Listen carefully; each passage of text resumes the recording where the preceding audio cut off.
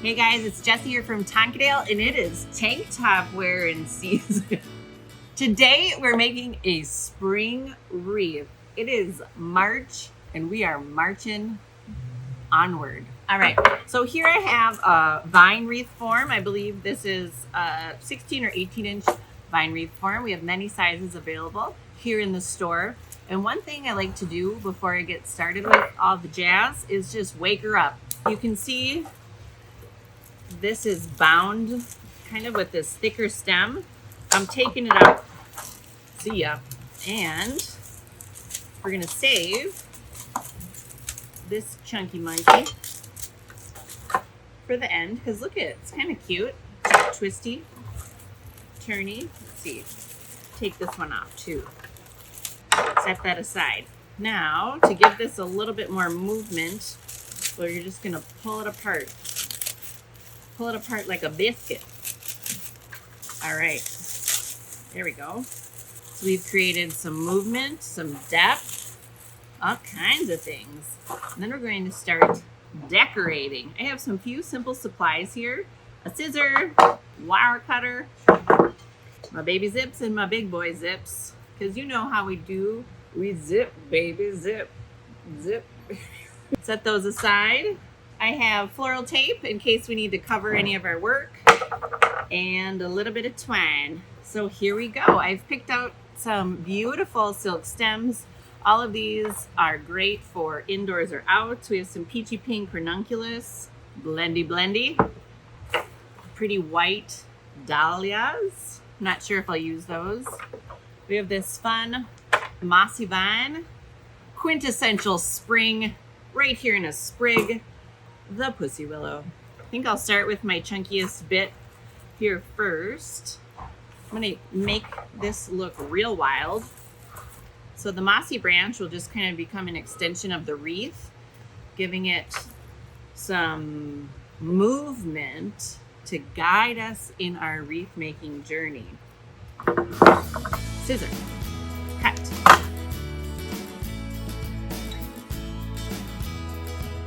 So it'd be nice if I could do this backwards and upside down. Notice we're not gluing anything. We don't even own a hot glue gun. Oh God. I've been working on my grip strength. Shout out to Grant L. You know who you are. So we're gonna keep the flow going all the way around the wreath. Might leave a little bit of space for our eye to rest so we're not getting too twiggy. And I think what's really cool about this is we can bend it and turn it so it behaves the way we want. And take this off somewhere. All right, let's go in with the baby zips and get this attached. Now, with the zip tie, you need to hear the actual noise. Can you hear it? Otherwise, it's not working. Raise your hand if you have your holiday wreath. Oh, and your spruce tops. Oh, everything's getting kind of tired. I'm gonna get out there with my pruner and just chop it all out of my pots because they're still frozen. But at least then I won't have to look at them anymore. We're moving on, people. Time to move on. Get those spruce tops off the deck. Get those spruce tops off the deck. Off the deck. Off the deck. All right, so you can kind of see here, I'm gonna lay this actually down here in the center. I don't really have a plan. I have a few ideas, some elements that I like. I've been doing this kind of stuff a long time, and I think winging it just takes the pressure off. Might want to try that someday. Look at, with all of this dimension we created on the wreath, we can really get in here and work it. When things are a little bit more wild, there's a bigger margin of error. And I'm really getting weary of hearing people say, I'm not creative. I'm not crafty. Because you are. You got it in you. All right, this is pretty cool. We're gonna trim off those little zippy ends. And I think at each stage of our process here, you could stop or not. You could keep going. Let's go in with our next wispy item. Usually when I'm showing how to do wreaths, I make clumps first and then attach the clumps to the wreath, but I want this to be real wild. So we are throwing the clumpy dump out the window. I got a song for that. You know, like that song, the Humpty Dance? I feel like it could be the clumpy dump is the place there. Do the clumpy dump. So that's what happens when they have me face down on the PT table all morning. I'm gonna use, I think I'm gonna use 4, 3, 5. I'm gonna just follow the line of the mossy twig. If you look at it that way, it is clumping because we are concentrating our elements in a few key attachment points. So that's probably the definition of clumping. This is a wreath you can enjoy from year to year. These elements are permanent and they won't go bad. I don't know, I think I just need a lot of pussy willow. Whoa.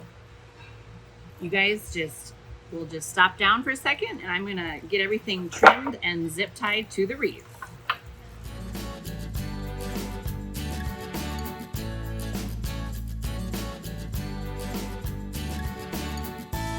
It's looking pretty cool. Now let's add some floral. Do we like the ranuncs? Oh, that is sweetness. I have a few blank spots, maybe 3 sections where I can add the floral.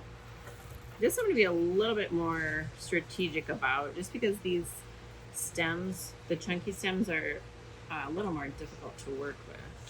Ranunculus are kind of where they grow. We don't really have them in our area, but where they grow, they're just kind of wild. Sometimes I like to take the leaves off. Oh, so cute! I don't know, is that too predictable? It might end up looking like a crown for the queen. And we're gonna really play up this dimension. There. Oh, so cute. We're going with it. Now we attach.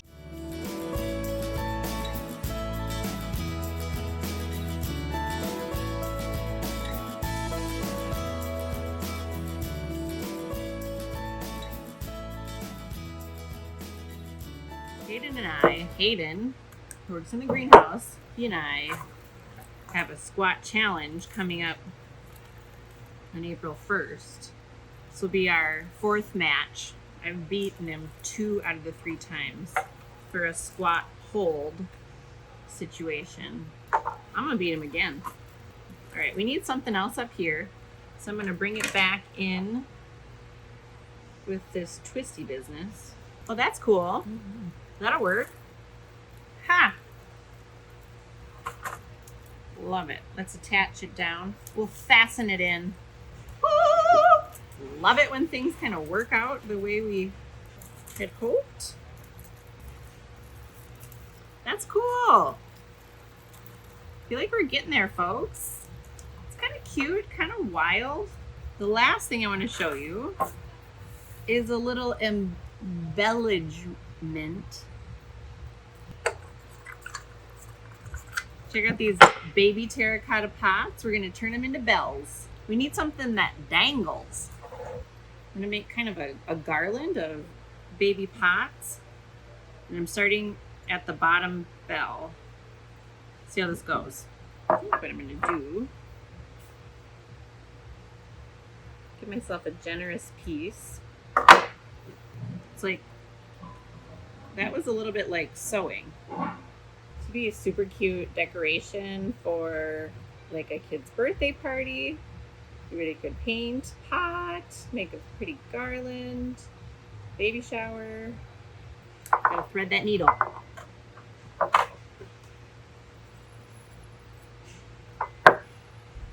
We don't want it to be perfect because that would look silly.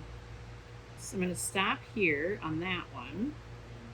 And then I'm going to make a secondary, a dueling garland. Down the top, up, kind of a square knot without full square. So cute. Really loves mini clay pots. I was thinking this would be really cute hanging. We're just gonna try not to think about it. We're not gonna overthink it. Yes. Well, you certainly get the idea. All right, let me look at you. If I were gonna do this again, I think I'd put a small pot right here, but you know what? I'm pretty happy with it. This bit of spring freshness will get you through until that sun really shines and starts heating up the soil. Thanks for watching, and we'll see you at Tonkadale.